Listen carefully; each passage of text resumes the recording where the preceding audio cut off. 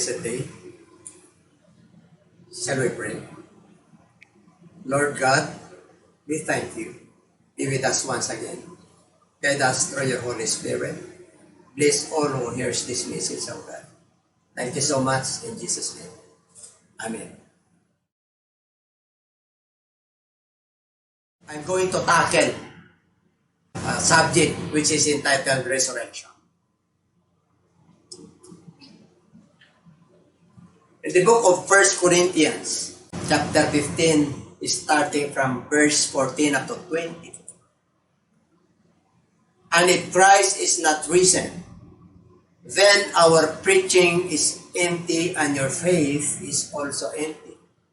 Yes, and we are found false witnesses of God, because we have testified of God that He raised up Christ, whom He did not raise up, if in fact the dead do not rise. For if the dead do not rise, then Christ is not risen. And if Christ is not risen, your faith is futile. You are still in your sins. Then all those who have fallen asleep in Christ have perished. If in this life only we have hope in Christ, we are all men the most pitiable. But now, Christ is risen from the dead, and has become the first fruits of those who have fallen asleep. For since by men came death, by men also came the resurrection of the dead.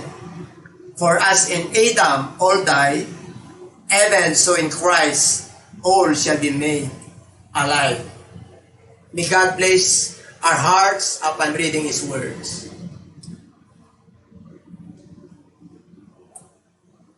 Resurrection means the rising of Christ from the dead and coming to life again. Pagkabuhay na muli. No man born on this planet Earth who was resurrected, except the Lord Jesus Christ, who died, buried, and rose again on the third day. And now, ang sabi po ron sa pinaka-text po natin, the content, message of the text that's just recently read while ago, ang sabi po ron, ang aming pananampalataya at ang aming pangangaral ay baliwala, in vain or empty, o ang aming pagtuturo ay baliwala na kung si Kristo ay hindi nabuhay na muli. Kaya sa verse 19, ang sabi po ron, kung hindi nabuhay na muli, ang aming pinapangaral, kami na yung pinakamiserable at pinakawawang nilalang. But in verse 20, the Bible said, but now, Christ is risen from the dead and has become the first fruits of those who have fallen asleep. Hindi tayo binigo ng ating Panginoon. Sa unang ministry pa lang niya, ikwinikwento niya na sa kanyang mga alagad na siya ay pahirapan, papunta sa Jerusalem, at siya ay mamamatay, siya ay i-crucify. At pagkatapos ng 3 araw, siya ay mabuhay na muli. For since by men came death, by men also came the resurrection of the dead. The first Adam, hindi po siya nakasunod sa panuntunan ng Diyos. That's why in verse 22, for us in Adam all died, but Christ also shall be made alive. So meron na po tayong pag-asa. Kasi po, hindi po nanatili sa libingan ng ating Panginoon. Na-lockdown po siya ng 3 days. Patay. Hindi akalain ng mga tao na siya ay mabubuhay na muli. Maging ang kanyang mga lagat ay nagalinlangan. Kaya, pag namatay ang isang tao, Siyempre ako, kailangan may mga saksi kung totoo ba siya ay nabuhay na muli. And now, titignan po natin with biblical perspective yung mga witnesses ng ating Panginoon. The first witness is Mary Magdalene. Now after the Sabbath, as the first day of the week began to dawn, Mary Magdalene and the other Mary came to see the tomb. And behold, there was a great earthquake, for an angel of the Lord descended from heaven and came and rolled back the stone from the door and sat on it. His countenance was like lightning and his clothing as white as snow. Si Mary Magdalene, makasalanan, siya ang unang bumisita sa kanyang libingan kasama ang ibang kababaihan. Nagpakita sa kanya ang ating Panginoon. Siya ang unang witness. Makasalanan. Kaya kung ikaw ay makasalanan man, at ikaw ay nagbalik loob sa Diyos, at sumunod ka sa Diyos, magpapahayag sa iyo ng ating Panginoon kagaya ni Mary Magdalene. Sapagat hindi na niya alalahanin yung ating mga kasalanan pa. Pangalawa, the guard or keepers. Samantalang nagniningning at nakita ng mga gwardiya, yung mga guard, yung mga keepers, yung puntod, sila po ay namangha at hindi sila nakakilos.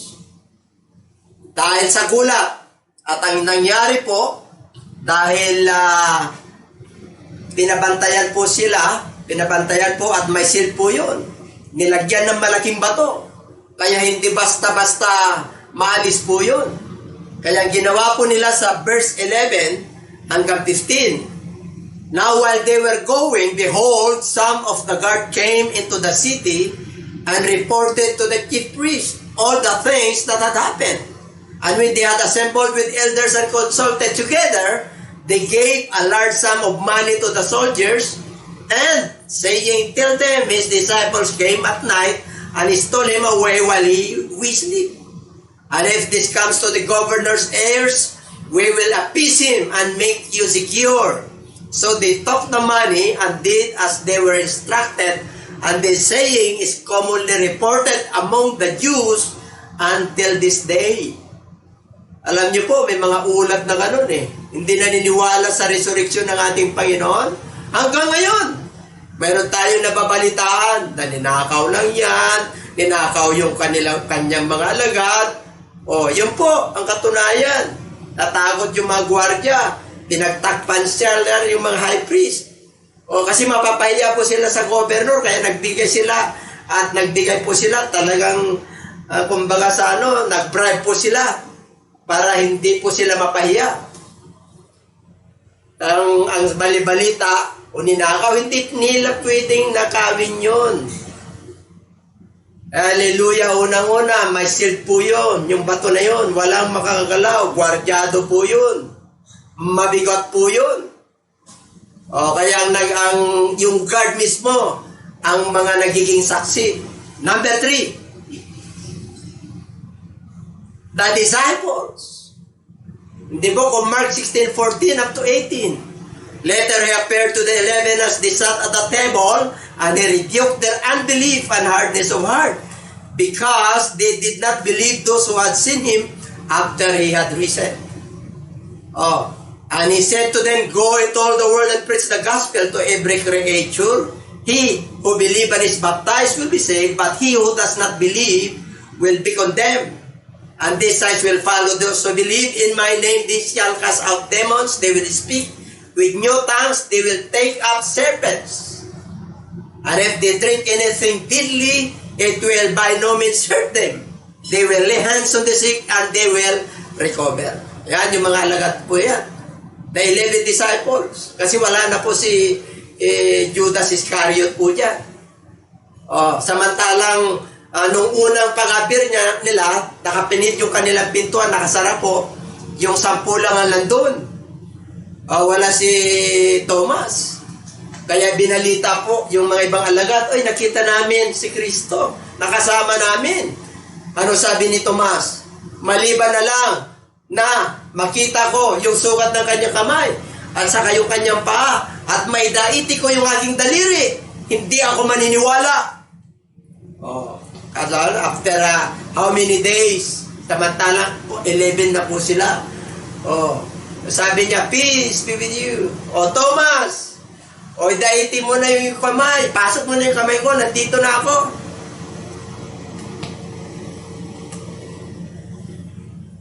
Number 4, the 120 disciples. In the book of Acts chapter 1 verse 15. And in those days, Peter stood up in the midst of the disciples. Altogether, the number of names was about 120. So yun po, yung mga naging saksi sa pagre-resurrect o pagkabuhay na muli ng ating Panginoon, to whom He also presented Himself alive after His suffering by many infallible proofs, being seen by them during 40 days, and speaking of the things pertaining to the kingdom of God.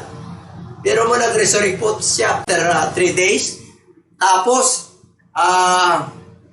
nagturo pa siya, tinuruan pa sila ng another 40 days. Ay siyempre po, kailangan maniwala po sila. Eh kasi yung kasama nila, espiritu na po yun, multo. Kaya pinatibay niya yung kanilang pananampalataya. Kaya hindi sapat yung 3 days lang. Para maniwala sila, tumibay, at maging matatag ang kanilang pananampalataya. Anong ginawa ng ating Panginoon? Nagluto, kumain. Oh, nalala ko po. Oh, yung 7 disciples.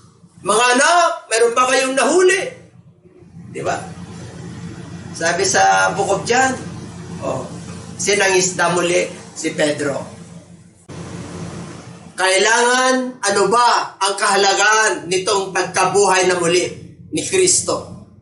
Sa atin lahat, sa aking sarili, sa mga individual. What is the essence of this resurrection? For me, or for us? Napakalaga po. Alam niyo po, si Kristo po ay namatay.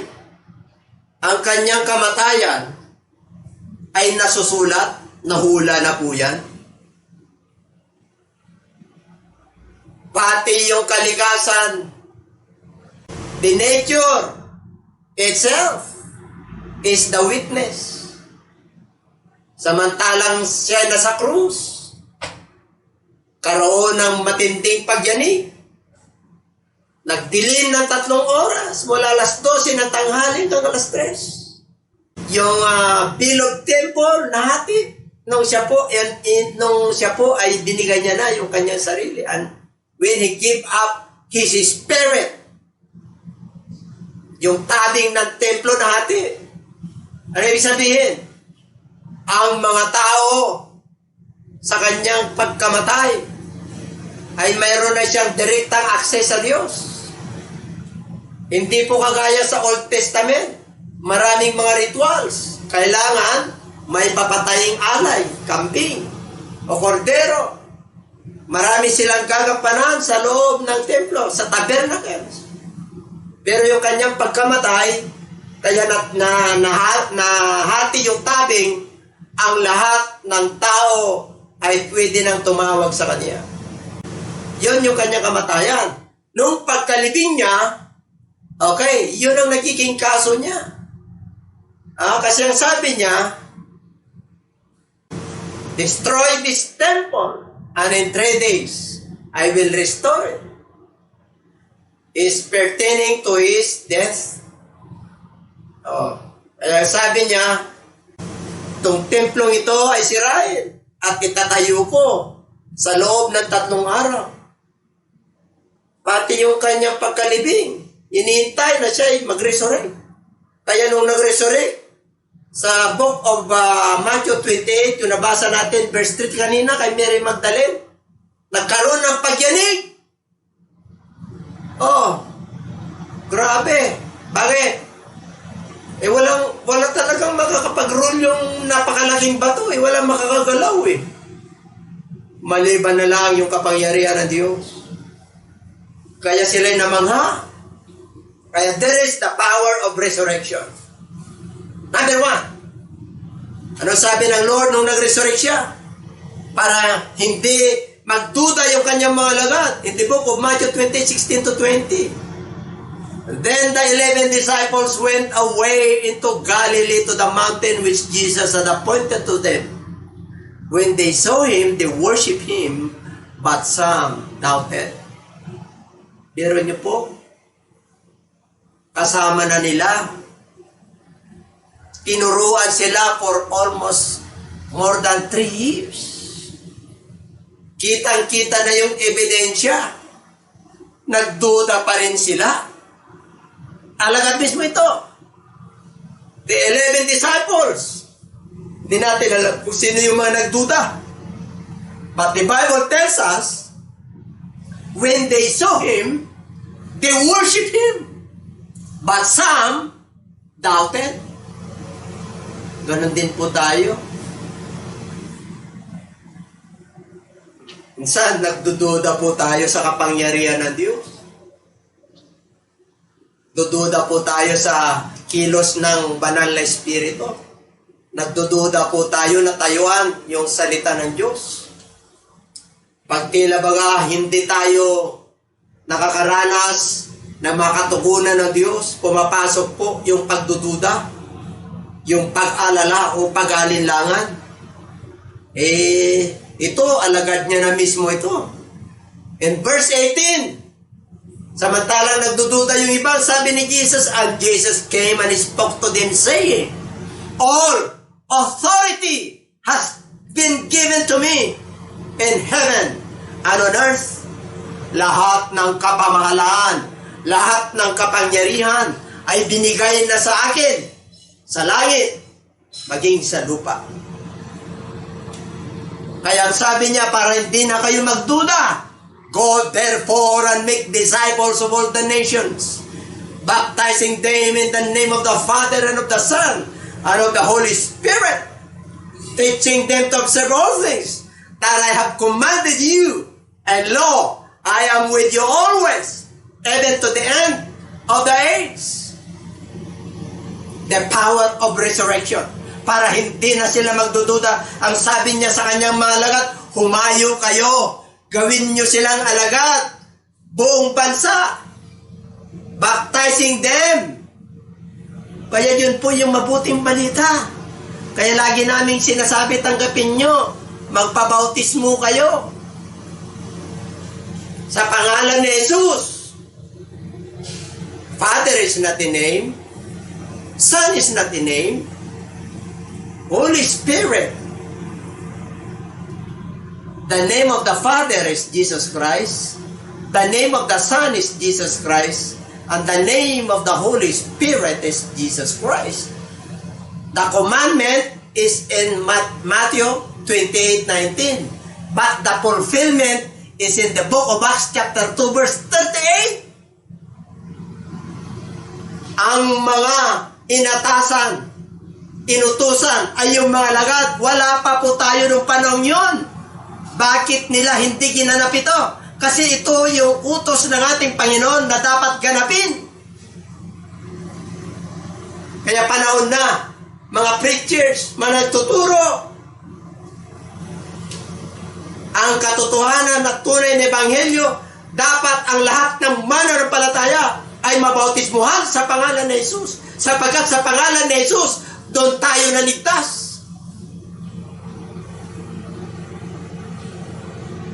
Masakit, pero ito na, yung panahon.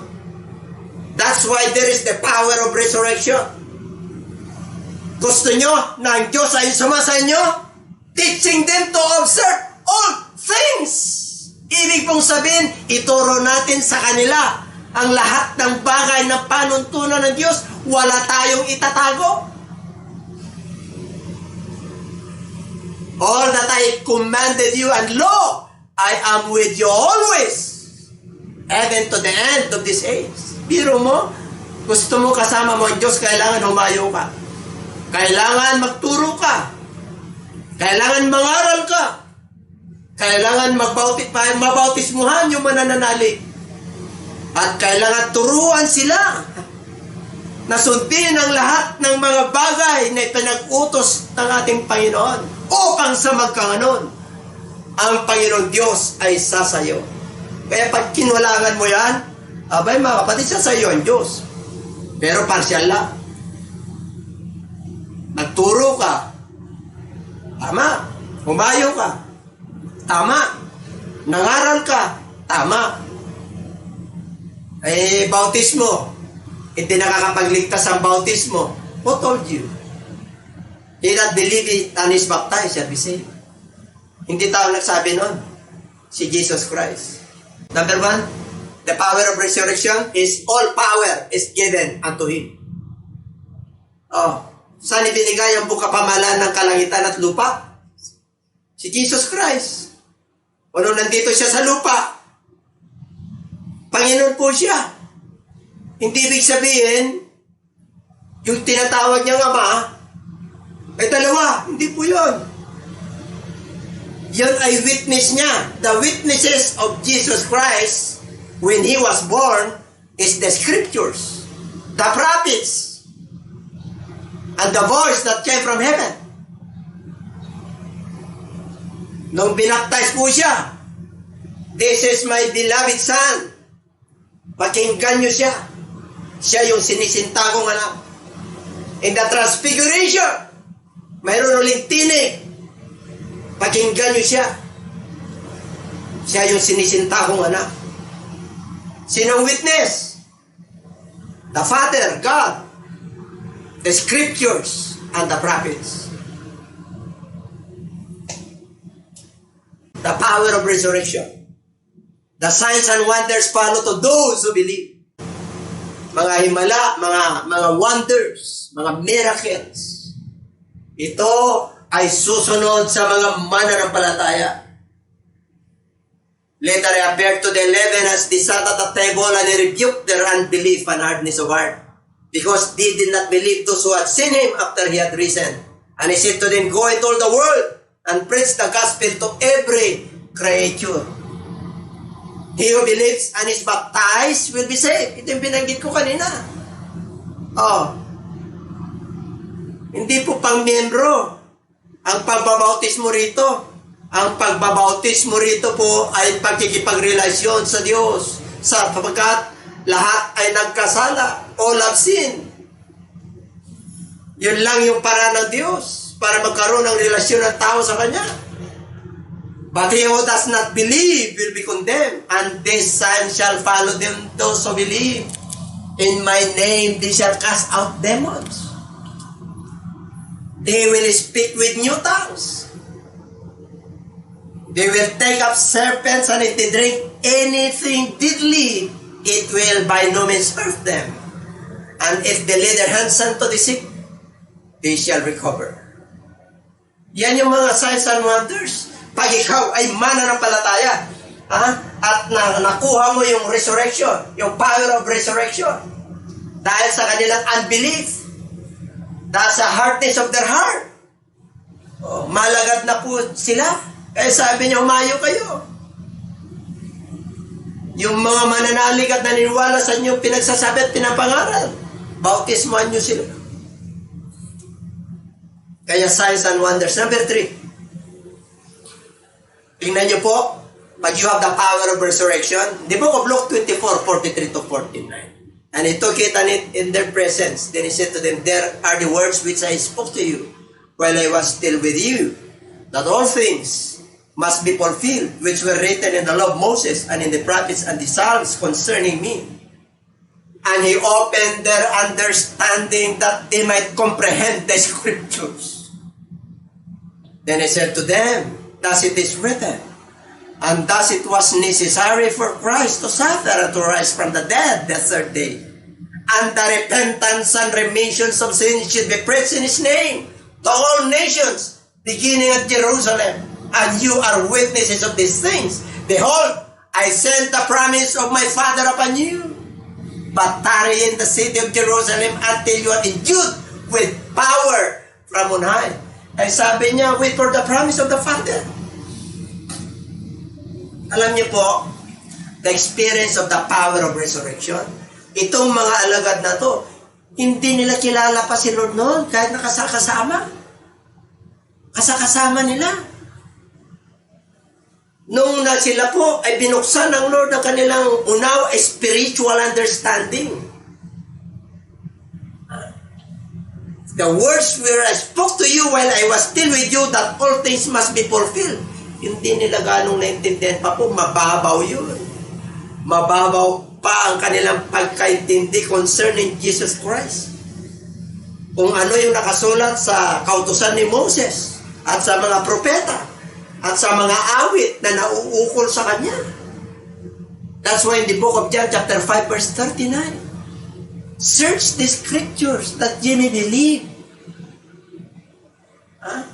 Kailangan saliksikin ninyo ang kautusan. Kaya ang power of resurrection, pag naramdaman po natin yan, I'll tell you, makikilala mo yung naging sang Diyos. Makikilala mo yung kapangyarihan ng Diyos. Mararamdaman mo yung pagmamahal ng Diyos. Yung pagbabago sa isip at puso mo. Yung old nature mo mawawala. Ito po yung sabi ng book of 1 Corinthians chapter 5 verse 17. If any man be in Christ, he is a new creature. All things are passed away. Behold, all things have become new. Kaya pag nangusap ng Lord sa iyo, kahit na gaano kasama yan, kahit na gaano kakulit yan, kahit na anong ginagawa niyan, don't just point your fingers and judge them. Baka isang araw, mahabag ang Diyos dyan. Lalapit sa Lord. Isang araw, gagamitin niya ng Diyos. The power of resurrection. Number 4, my Lord and my God. John 20, verse 27 to 29.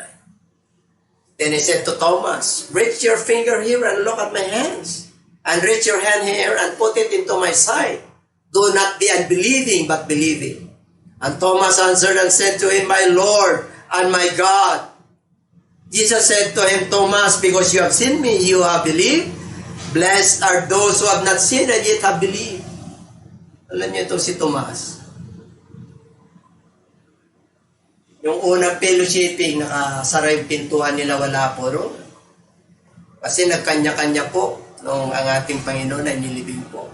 Kasi sila yung usigin at siyempre po, sila yung kanyang mga alagad.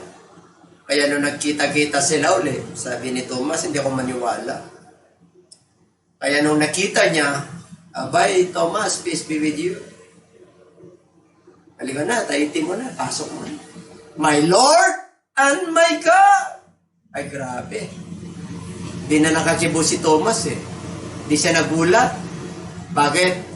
Pinintulutan ng Diyos na wala talaga si Thomas eh. Kasi mga tao, naghahanap kung si Kristo ba ay Diyos at saka Panginoon eh. Si Thomas eh, my Lord. Siya yung Panginoon. Nung nabubuhay rito, and my God. Oh, God yung kasama nila eh. Bakit? Espiritu na po yun eh. Nag-resurrect na po dyan. Grabe. Kaya pag hindi ka maniwala na isa lang ang Diyos, abay, kontra ang Bible sa'yo. Baka yung konsepto mo, manalangin ka sa Lord, mabagang Diyos sa'yo. Yung sinabi po ng book of Isaiah na isinulat ng Diyos dito sa puso natin na ikaw yung bayan ko, ako yung Diyos nyo. Sa book of Hebrew, ganun din eh. Isinulat ko sa inyong puso. Ako ang inyong Diyos, kayo ang bayan ko. Walang magtuturo sa inyo. Kaya mapalad ka pag makilala mo yung ating Panginoon Diyos, isa lang. Mapalad ka. Yung Diyos na nasa Biblia. Yung Diyos na gumawa ng langit at lupa. Mapalad ka. Ang tindi mo pag gano'n. And when he had said this, he breathed on them and said to them, receive the Holy Spirit. Pero mo, sa kanilang pagdududa, hiningan sila ng Lord eh. Kasi yung kanilang hindi pa nila talaga ganong makuha eh. Alam niyo, pag wala ka pa kayong Holy Spirit, hindi niyo pa naranasan yung power of resurrection, mahirapan po kayo. Swallow lang yung pagkakilala nyo sa Lord. Yung pagbabasa nyo sa Bible, nako, mababaw lang po. Yung pananalangin po natin, baka hanggang kisame lang.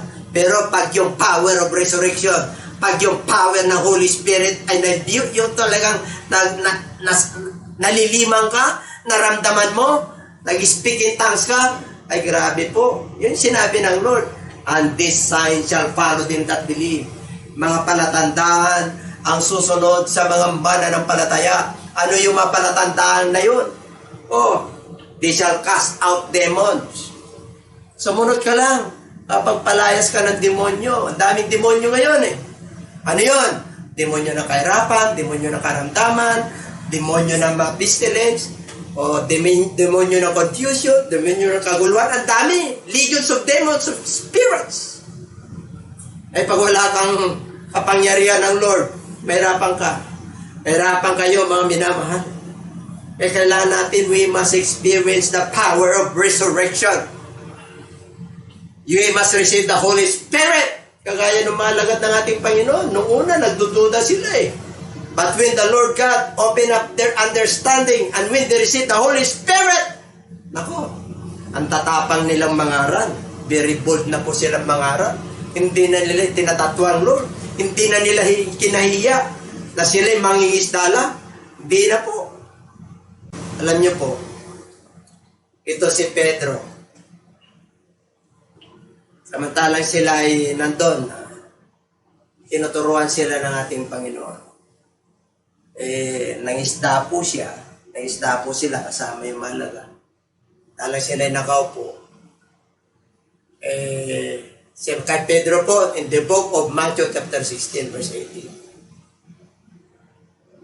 Upon this rock I will build my church, and even the gates of hell shall not prevail against it. Ay Peter niya sinabi yon. Bakit? Kasi po, tinanong niya kung sino siya sa mga lagat, sa ibang lagat. Si Peter po, nagpahayag sa kanya yung amang nasa langit. Kaya sabi ni Kristo, toward Peter, hindi ka ang nagpayag niya, kundi yung amang nasa langit. Natumbok niya. Kaya ngayon, itong bato na ito, itatatag ko ang aking iglesia. Hindi makakapanaig ang gawa ng kaaway o demonyo sa itatatag na iglesia ng ating Panginoon. Ay sabihin, and I will give you the keys of the kingdom of heaven. Ay grabe. Grabe ang ginawa niya kay Pedro. Pinagkatiwalaan siya. Bibigay ko sa iyo ang mga susi ng kaharian ng langit. Ano man ang iyong kakalagan dito sa lupa, ganun din sa langit. Ano man ang iyong tatalian, whatsoever you lose on earth shall be loose on heaven. Anyone who bind on earth, ano man ang iyong tatalian dito sa lupa, ay mangyayari. Ganun katindi. Pag ikaw ay mananampalataya. Kaya lang, sa susunod na verse pababa, pininto niya na yung mangyayari sa kanya. Pininto niya na po. Sabi niya, ganito mangyayari sa akin, pahirapan ako, punta ako sa Jerusalem. Pininto niya na, nag-start pala ng ministry. Ay, dapat hindi mangyayari sa iyo yan. Ang sabi ni Peter, tinawag niya, hindi mangyayari sa iyo yan. Ipaglabang kita. Ano sabi ng ating Panginoon? Concerned ka lang sa tao, hindi ka concerned sa kaharian ng Diyos. Kaya, get thee behind me, Satan. Pero mo, si Pedro nagkamali, Satan.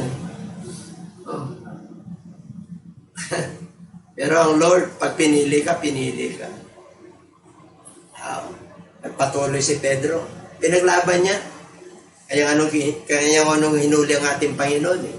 Kinuha niya yung kanyang espada. Tinapyas niya yung tainga ni Marcos eh. Pinaglaban niya talaga. Kasi sinabi niya yun eh. Pero tinatwa niya rin. Sabi ng ating Panginoon ay, Pedro, bago tumilak na manok ng pangatlo, bago tumilak ang manok, 3 beses mo na akong tinatwa. Kaya dito po, tingnan po natin yung level of love in serving the Lord ni Peter. The book of John chapter 21 verse 14 up to 15. This is not the third time Jesus showed himself to his disciples after he was raised from the dead. Jesus restores Peter. So when they had eaten breakfast, tingnan niyo po, Jesus said to Simon Peter, Simon, son of Jonah, do you love me more than this? And he said to him, yes, Lord. You know that I love you. And he said to him, feed my lambs. The first level of love in serving the Lord. Alam niyo po, kilala na ni Peter ang ating Panginoon. Mula yung pagtawag sa kanya, hanggang nung itinatwa niya, hanggang nagduda pa siya nung nag-report si Mary Magdalene na nabuhay na muli siya. Hanggang dyan, baka yung ibang nagduda dun, kasama pa si Peter. Kaya ang sabi ng Lord, okay, Peter, lovest thou me more than this? Ano ibig sabihin ng ating Panginoon? Mas mahal mo ba itong pangingisda mo na to? Mas mahalaga ba itong panlupa na to? Samantalang tinawag na kita, I will make you a fishers of men? Oh, nandun, pangako ng Lord yun. Nakalimutan ni Pedro. O, nag-isda po sila, kasama yung 7 eh. Sama rin kami. O, kaya dito po, samantalang kumakain na po sila kasama ng ating Panginoon, okay. Oh, do you love me more than this, Peter? Oh, mga minamahal, mas mahal mo ba itong ginagawa mo? Mas mahal mo ba itong pamilya mo? Mas mahal mo ba itong karir mo? Mas mahal mo ba yung riches of this world kaysa sa ating Diyos?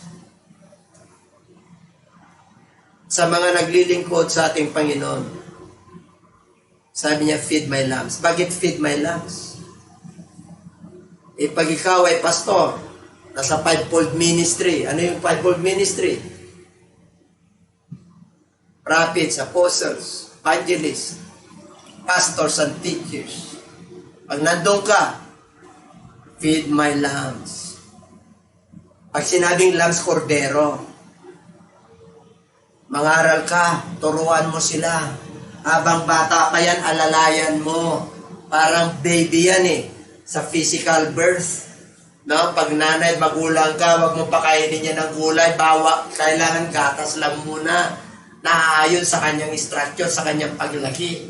Ganun din po, alalayan natin yung mga tupa na pinagkatiwala sa atin ng Lord.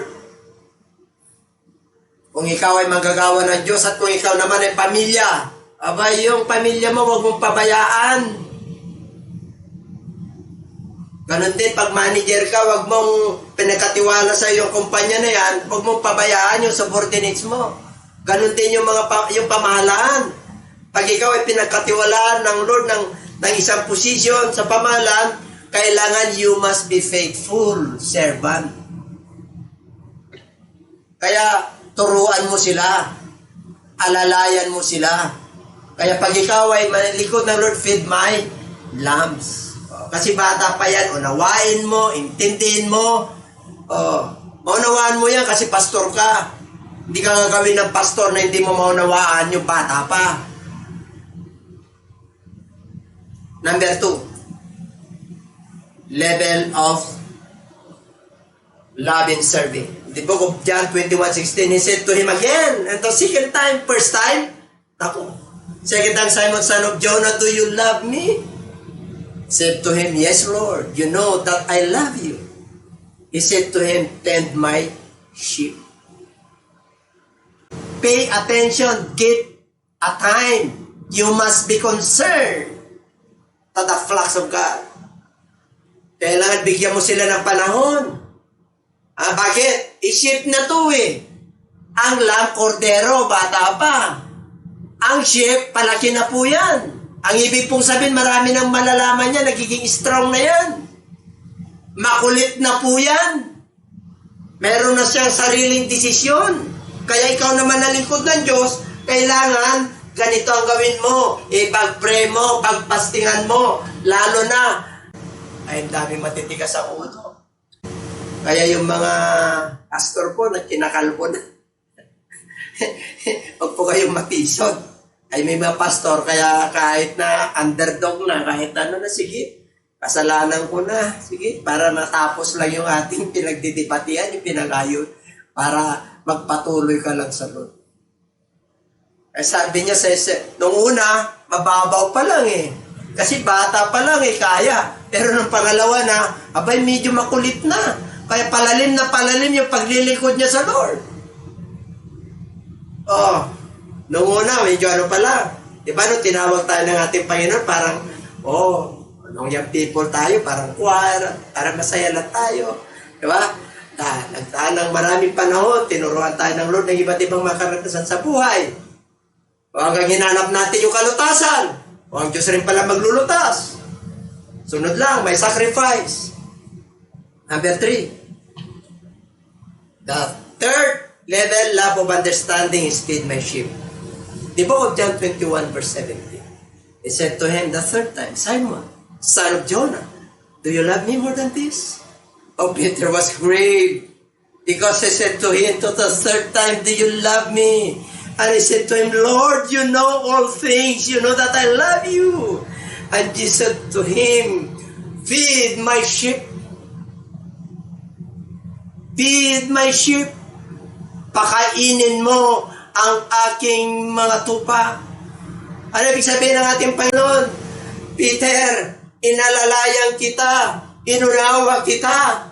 Okay, kaya pinakain din kita.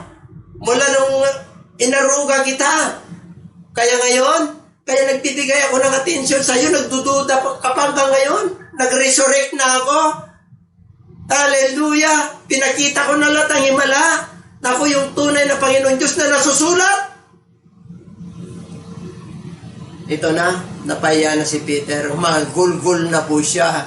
Hallelujah, you know, Lord. Kilala mo ako, Panginoon. Ipinaglaban kita. Okay, kahit na sinabihan mo ako na demonyo, get thee behind me, Satan, I still follow you, Lord. Pero ngayon, hallelujah, yung aking hanap buhay, kailan isuko ko, yung panlupa na nasa isipan ko, isuko ko, kasi nag-resurrect ka na. Kailangan ipangaral ko ang ebanghelyo sa buong mundo, sapagkat sa akin may pinagkatiwala yung susi ng kaligtasan. He was grieved. Lord, you know all things. You know that I love you. Hallelujah. Verse 18. Kaya ang sabi ng ating Panginoon, verse 18, ang sabi niya po, most assuredly I say to you, when you were younger, you girded yourself and walked where you wish. But when you are old, you will stretch out your hands, and another will gird you and carry you where you do not wish. Ikaw, nung bata ka pa, nung kordero ka pa, nung tinawag kita, sa'yo lang, sarili mo lang. Sige, yung level ba mo, di ka, inunawa kita. Inunawa kita. Ngayon, pag-ibili ko sa'yo, natanggap mo na ang Holy Spirit. Na-open na yung understanding mo na ako talaga yung nasusulat. Kaya sabi niya, okay, dati, sinusunod mo lang yung sarili mo. Ngayon, itaas mo na lang yung iyong kamay. Iba na ang magsusuot sa'yo kung saan ang hindi mo gusto. Doon kita tatanim. Mga mananampalataya. Hallelujah. Marami tayong sakripisyo mga manggagawa ng Diyos. Maaaring may mga pinagdadaanan po tayo, iba-ibang level. Pero, yung mga dumarating sa problema natin ngayon, mukha po, the reigning of the Antichrist is around. The prophecy, the fulfillment of the prophecy 10% na lang po yan. Almost 90% na. What is the events that we are waiting for? The rapture of the church. The second coming of the Lord. The marking of the beast or the reigning of the Antichrist. Yan yung mga big events na hindi pa nangyayari. I'll tell you, be watchful, be vigilant, unmovable and steadfast. Rapture will take place at any time. Kailangan magpakainit ka sa iyong pananampalataya, magpakapuspos ka sa banal na Espiritu. Hallelujah! Magpakatatag ka sa iyong pananampalataya. You must hold on to the promises of God. Itong nangyayari sa natin na to, mag-impok ka na yan ng kayaman ng panlangit. Ito na yung tamang pagkakataon. Anytime rapture will take place. Ang dami na nangyayari. Social media, nandiyan na po. Tinitextan po tayo. Hallelujah! Yung mga nagmi-meeting, yung mga malalaking bansa, para makontrol ito, para mapuksa itong virus na to. Hindi natin alam. Baka ito na yung magkokontrol. Yung ibabaon na microchips yan, hindi natin alam. May Diyos lang nakakalam. Kaya mga mananampalataya, mga nakikinig, hallelujah, sa umagang ito, dapat yung resurrection power ng ating Panginoon ay maramdaman po natin. Acts chapter 1 verse 5. For John truly baptized you with water, but you shall be baptized with the Holy Spirit not many days from now. But you shall receive power when the Holy Spirit has come upon you. And ye shall be my witnesses to me in Jerusalem, in all Judea and Samaria, and all the uttermost part of the earth. Okay, and when the day of Pentecost was falling up, they were all in one accord in one place, and suddenly there came a sound from heaven as of a rushing mighty wind, and it filled all the house where they were sitting. And then they were appeared unto them divided tongues as of fire, and one sat in midst of them, and they were all filled with the Holy Spirit, and began to speak with other tongues as the Spirit gave them the utterance. Ano yung last power ng resurrection? Book of Acts chapter 1 verse 8. Hallelujah, praise God. You have the power to witness. Hallelujah. You have the power to witness. But you shall receive power. Ito na po. When the Holy Spirit has come upon you. That is the power of resurrection. Yung tanggapin mo, yung Word of God, naging mananampalataya ka, nagsisi ka. Hallelujah. First level yun. You were baptized in Jesus' name for His burial. Oh, that is the second level. Pero yung the third level, para makilala mo siya ng lubusan at lalalim yung relasyon mo sa ating Panginoon, you must be filled with the Holy Spirit. Regalo ng Diyos yan. Sabi ng Book of Joel 2:28, I will pour out my Spirit upon all flesh.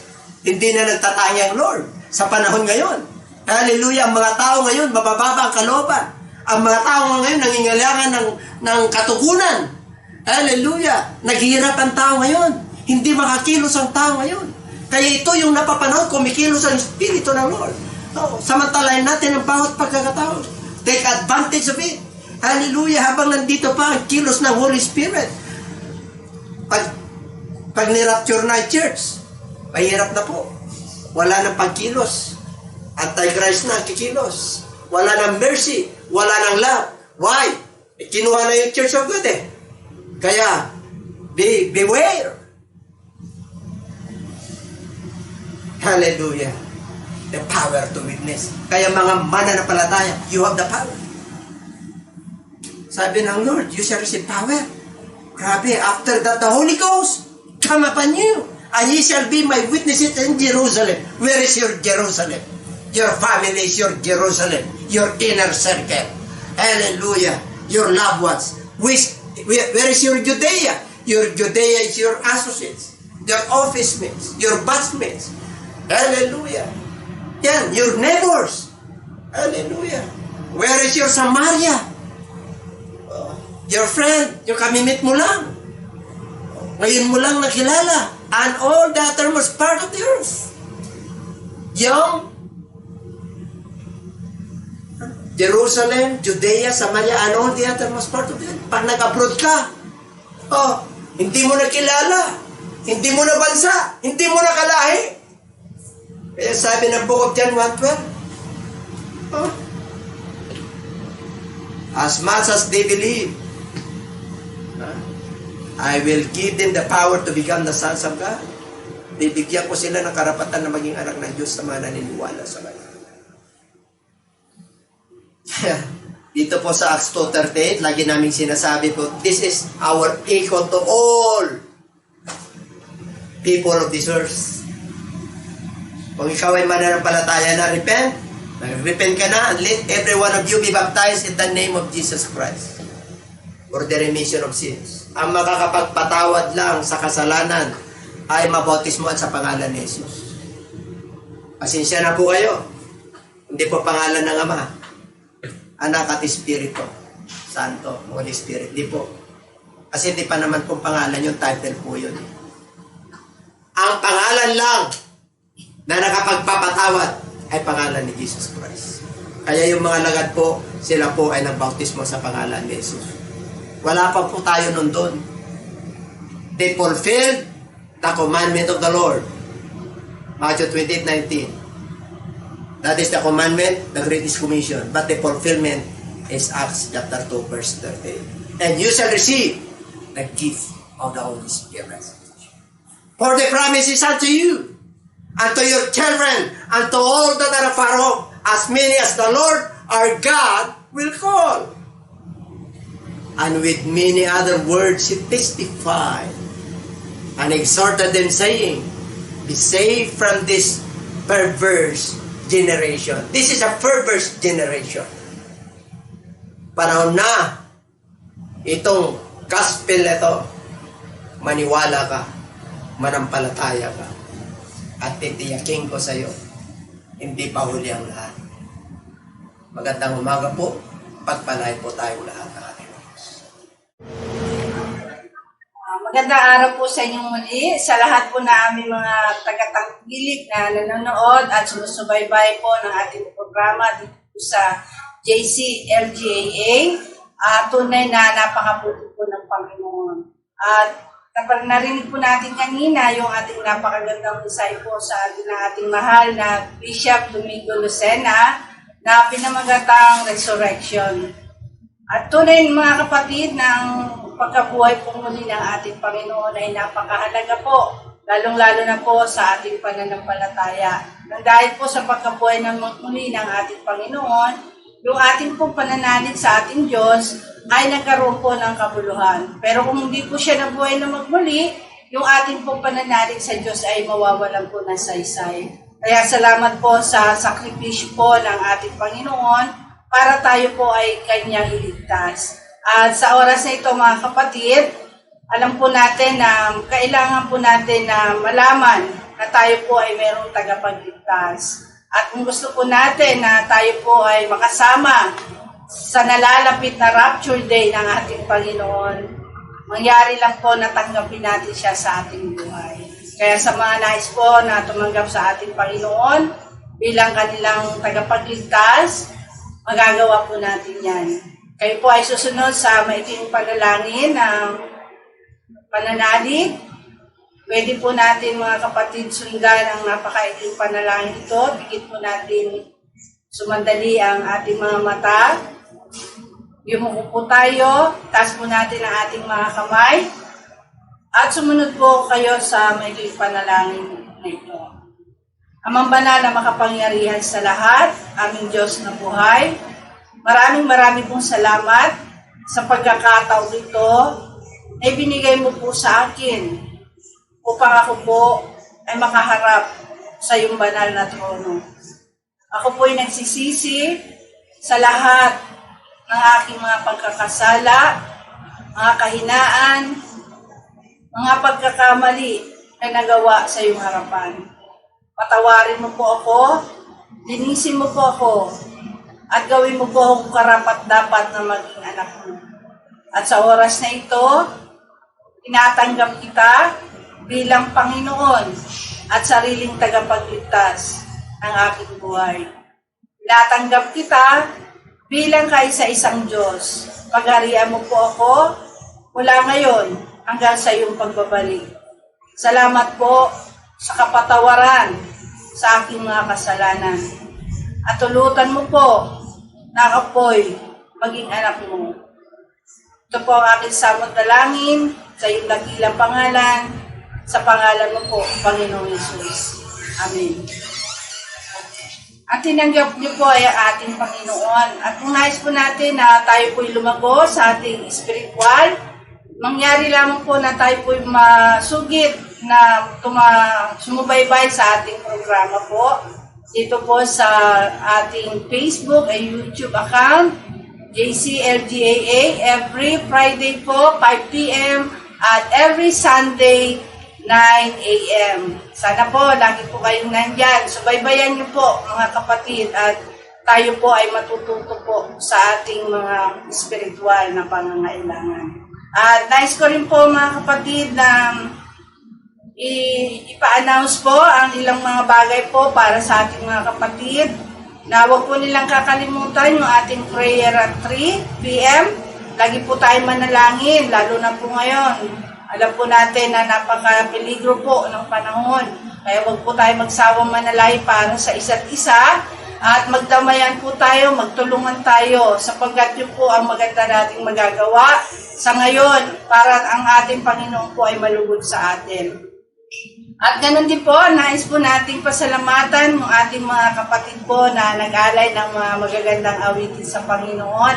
Nakita nyo naman kanina, ang ating pong mga worshipers choir po dito sa mga Tarem Church, sa pangunguna po ng ating kapatid na si Pastor J.R. Lucena. Ang Pine family po ay nag-alay po ng awitin sa umaga nito. Salamat, pagpalain kayo ng Diyos. At ganun din ang ating mga technical at mga video editing natin sa ating kapatid na si Brother Marvs Añasco, Sister Jonalyn Lucena, pagpalain kayo ng Diyos sa inyong mga ginagawa.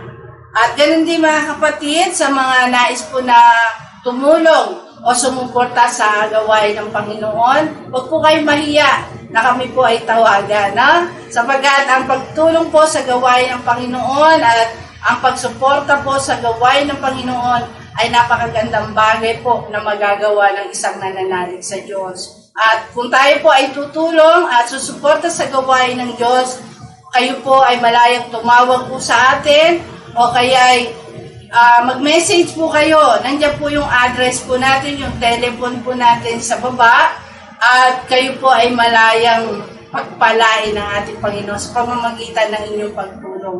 At ganoon din naman po sa mga nais ng mga prayer. No? May mga prayer request po kayo. Meron po kayong gusto ipa-counsel.